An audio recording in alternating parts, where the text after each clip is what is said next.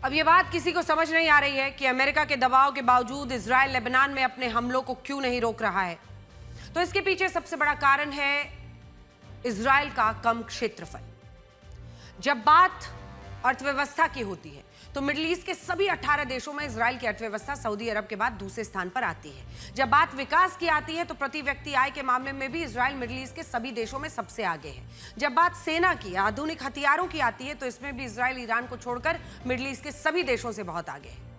और टेक्नोलॉजी में भी इजराइल का कोई मुकाबला नहीं, ना ही इंटेलिजेंस में।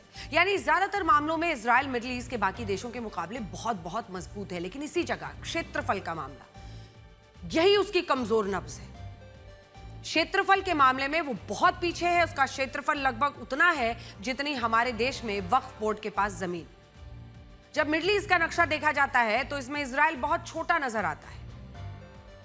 इजराइल का कुल क्षेत्रफल सिर्फ 21,937 वर्ग किलोमीटर है।